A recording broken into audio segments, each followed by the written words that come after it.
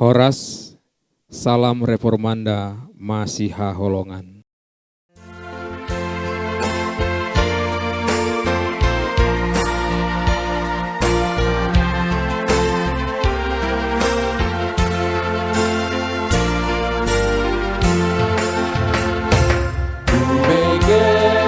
Yesus manjuru, Yesus manjuru, si panuaan manjuru, ponsan silang itu maaf, saihu kono ku Yesus, saihu kono ku Yesus, saihu kono ku Yesus, uihu kon Yesus tu hati.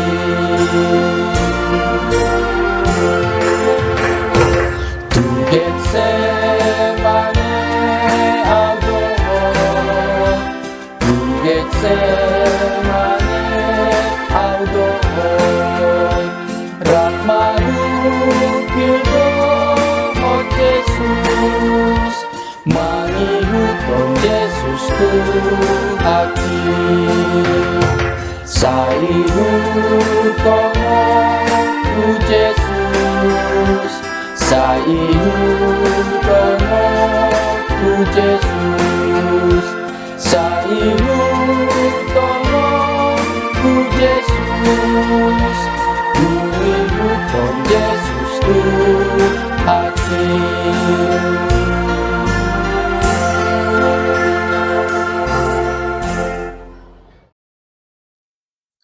Shalom Amang Inang, Abang, Kakak Naposo. Kita bertemu kembali di Renungan HKBP Reformanda pada hari ini, hari Jumat 23 Januari 2026. Sebelum kita membaca dan merenungkan firman Tuhan, mari kita bersatu di dalam doa. Tuhan Allah Bapa kami yang bertahta di dalam kerajaan surga, puji dan syukur kami panjatkan kehadirat-Mu, karena Engkau masih memberikan kepada kami kesempatan untuk kami menikmati kehidupan yang daripada-Mu. Sebentar kami akan mendengarkan firman-Mu, kiranya Tuhan yang memimpin kami, kiranya Tuhan yang memberikan pengertian kepada kami, dan memberi kekuatan untuk melakukan yang sesuai dengan firman-Mu. Terima kasih Tuhan, hanya di dalam nama Tuhan Yesus kami berdoa dan mengucap syukur. Amin. Renungan kita pada hari ini dengan topik yang berjudul berbuat kebaikan. Diambil dari ayat firman Tuhan 2 Samuel 2 ayat 6. Saya akan membacakan pertama di dalam bahasa Indonesia dan setelah itu berbahasa Batak. 2 Samuel 2 ayat 6. Oleh sebab itu Tuhan kiranya menunjukkan kasih dan setianya kepadamu. Aku pun akan berbuat kebaikan yang sama kepadamu, karena kamu telah melakukan hal yang demikian. Di dalam bahasa Batak, onpe, saya dibahen Jehovah ma Tuhamu, asini roha dohot habonaron. Aupe, bahenok kudo dengan bahasa Tuhamu, ala naung dibahen hamu songoni. Saudara-saudara, bila kita membaca 2 Samuel 2 ayat 6 ini adalah perkataan Daud. Tetapi latar belakang mengapa Daud mengatakan hal ini, kita lihat di dalam 1 Samuel 31 ditulis bahwa saat terjadi peperangan antara orang Israel dan orang Filistin, banyak orang Israel yang melarikan diri dan juga banyak orang Israel yang mati di pegunungan Gilboa, di mana termasuk juga yang menjadi korban adalah anak-anak Saul, yaitu Yonatan, Abinadab, dan Malkisua. Begitu pula dengan Raja Saul. Karena beratnya pertempuran itu membuat Saul putus asa dan memutuskan mengakhiri hidupnya dengan menjatuhkan dirinya pada pedang yang dibawa oleh pengikutnya. Setelah itu, Saul mati.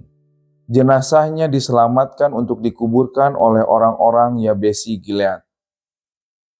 Karena kematian Raja Saul dan anak-anaknya, hal ini membuat Daud sangat berduka, sebab Daud sangat mengasihi Yonatan anak Saul dan juga sangat menyegani Raja Saul sebagai orang yang diurapi Tuhan. Setelah beberapa waktu Daud diurapi menjadi raja atas Yehuda. Ia mengetahui bahwa orang-orang Yabesi Gilead menguburkan Saul, maka Daud mengirimkan orang kepada mereka dan memberkati mereka. Dan di dalam 2 Samuel 2 ayat 6 dikatakan, oleh sebab itu, Tuhan kiranya menunjukkan kasih dan setianya kepadamu. Aku pun akan berbuat kebaikan yang sama kepadamu, karena kamu telah melakukan hal yang demikian.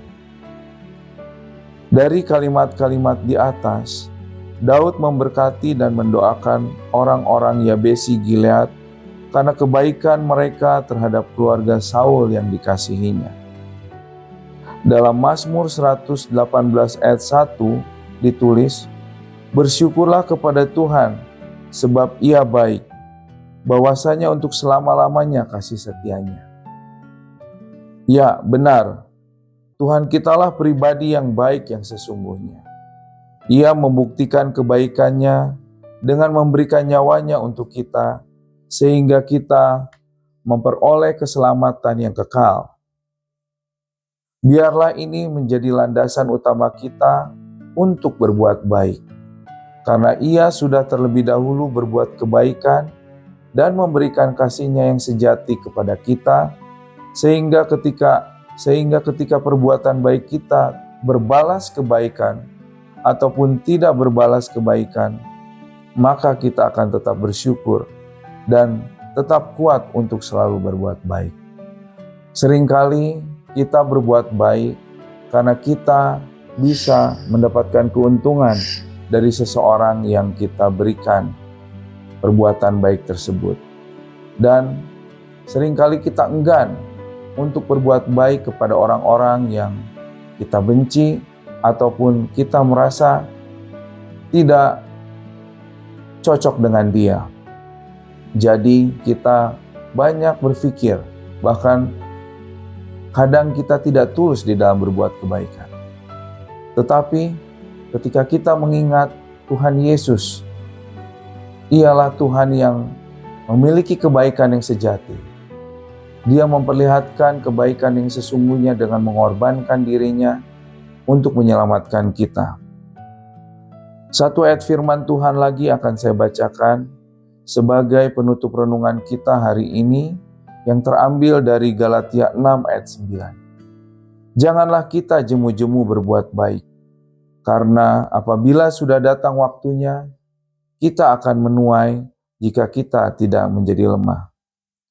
Biarlah kita yakin dan percaya, setiap perbuatan baik yang kita lakukan di dalam Tuhan, Dialah yang akan membalaskannya untuk kita. Baik saat ini ketika kita hidup, ataupun di masa datang ketika kita sudah tiada. Mungkin saja Tuhan akan memberikan balasannya pada anak cucu kita, keturunan kita di masa depan. Tetapi ingatlah yang paling terutama, bahwa kita sudah mendapatkan apa yang menjadi kebaikan Tuhan, sehingga kita melakukan kebaikan kepada sesama kita. Amin. Mari kita bersatu di dalam doa. Ya Tuhan Allah kami, terima kasih Engkaulah teladan sejati kami di dalam kami berbuat baik. Ya Tuhan, ajarlah hamba-Mu untuk selalu rajin berbuat baik kepada keluarga kami, kepada sesama kami, bahkan kepada musuh kami. Terima kasih Tuhan, hanya di dalam nama Tuhan Yesus kami berdoa dan mengucap syukur. Amin.